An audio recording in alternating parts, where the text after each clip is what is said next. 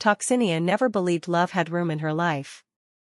The streets had a way of taking everything from her before she could hold it close. First her parents, gone too soon, and then her younger brother, his life cut short by a bullet that didn't have his name on it but found him anyway. The grief hollowed her out, leaving her angry, restless, and desperate to find any path forward that could numb the pain.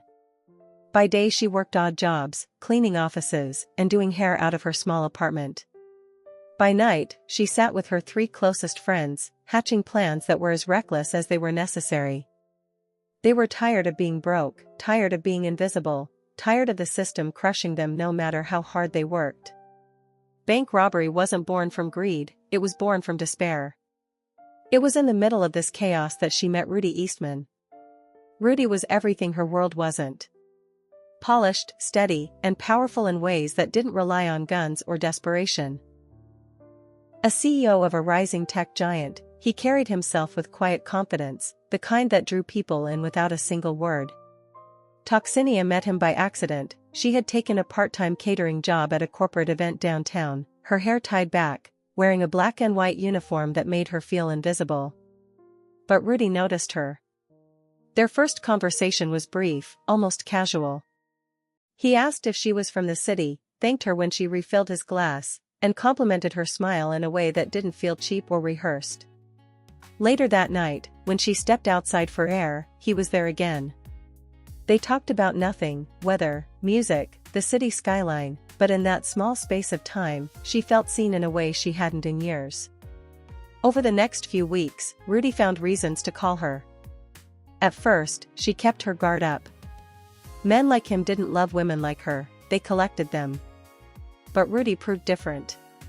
He never pressed for more than she was ready to give. He asked about her life, her dreams, her pain, and listened without judgment. For the first time, someone was holding her story with gentleness instead of pity. Rudy introduced her to a world she didn't know existed. Elegant restaurants where her laughter didn't feel out of place, theaters where the music wrapped around her like velvet, quiet neighborhoods where children played safely in the street. Sitting across from him at candlelit tables, she often wondered if she had slipped into someone else's life by mistake. And yet, every time he touched her hand, every time he told her she was worth more than her circumstances, she allowed herself to believe. But reality was never far. Between dinners and stolen kisses, Toxcinia was still deep in plans with her friends. The robberies were escalating, bolder, riskier, and harder to hide. Each heist carried the weight of survival, but also the risk of destruction. And as much as Rudy's world pulled her toward peace, the pull of her sisters in arms dragged her back into the storm. The romance became bittersweet. She would dress in silk one night and in black hoodies the next, shifting between 2 lives that could never coexist. Rudy noticed the shadows in her eyes, the way her laughter sometimes died too quickly, but he never pressed. Instead, he gave her space, hoping his patience would be enough to anchor her. Then came the breaking point. One job went terribly wrong. Sirens screamed, bullets cut the air, and the women who had become her family were taken one by one. Toxcinia watched helplessly as the people she had risked everything with fell, their dreams shattered on the pavement. When the smoke cleared, she was the only one left. Rudy begged her to come with him, to let him protect her, to let love be enough. But how could it be? She carried too much loss, too many secrets, and too much blood on her hands. Standing in his arms for what she knew would be the last time, she kissed him softly and whispered, "You're the best thing I never had a chance to keep." By dawn, Toxcinia was gone. She crossed borders until she reached Canada, her heart heavy with grief and longing.